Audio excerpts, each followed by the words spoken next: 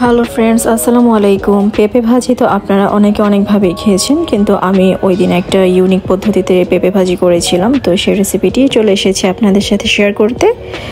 আমি এখানে একটা পেঁপে গ্রেটার দিয়ে কুচিয়ে নিলাম, আর কুচিয়ে নেওয়ার ফলে এরকম হয়েছে দেখতে।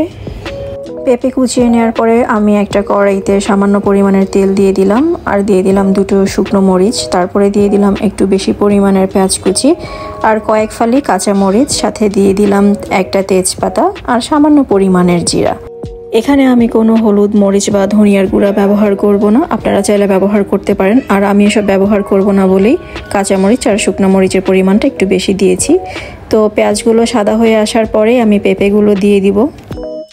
এখন এতে অ্যাড করে দিব আমি অল্প পরিমাণের পানি, তারপরে ভালোভাবে মিশিয়ে নিচ্ছি পেঁপের সাথে মশলাগুলোকে। ভালোভাবে নেড়েচেড়ে একটা ঢাকনা দিয়ে ঢেকে দিতে হবে। আমি এখন একটা ডিম নিয়ে নিলাম, আর ডিমটাকে খুব ভালো মতন ফেটিয়ে নিলাম। ডিমটা দেওয়ার পরে পেঁপের সাথে খুব ভালোভাবে এটাকে মিশিয়ে নিতে হবে।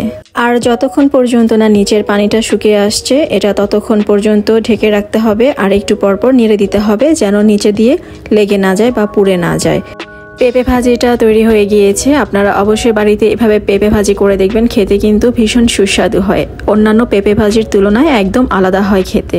আজ এই পর্যন্তই, ধন্যবাদ।